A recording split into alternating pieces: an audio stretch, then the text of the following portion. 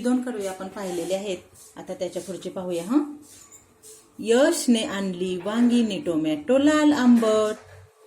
Tomato छान गोल पण वांगी जरा लांबट. टोमॅटो कसे आहेत आकारानं? छान आहेत गोल, पण वांग थोडस लांब असतं ना. तुम्ही बाजारातून आणलेली वांगी पाहिलीच असतील. वेलीवरून रमाने तोडून आणल्या काकड्या. काही दंडगोल तर काही कमरेत वाकड्या. काकड्या अशा वाकड्या असतात, काही वाकड्या असतात ना काकड्या. आता दंडगोल काय काय असतं पहा.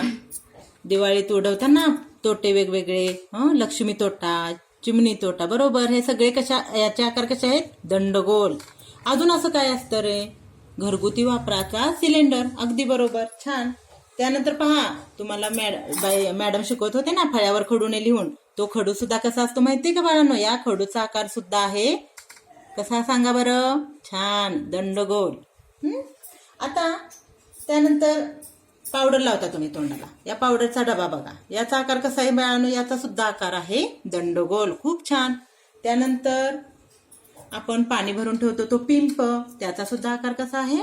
दंडगोल. खूप छान. आता पुढे पहा.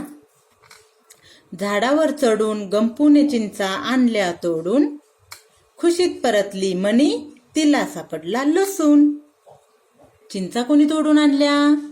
कोणी आणल्या? गंपूने. छान. बाबांनी केली भाजी, आईने केल्या भाकरी.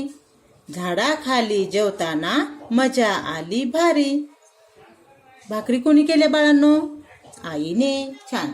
आता भाकरीचा आकार कसा असतो रे? भाकरी पाहिलेली आहे तुम्ही. भाकरीचा आकार असतो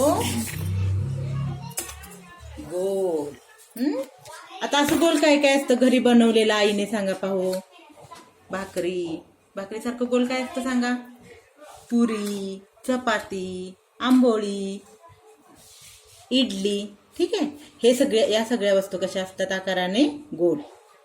आता या ठिकाणी आपण बाळांनो थांबूया. आणि हे जे गाणं आहे ना ते तुम्ही सर्व पाहून व्यवस्थित वहीमध्ये लिहा आणि मला व्हॉट्सअपवर पाठवा.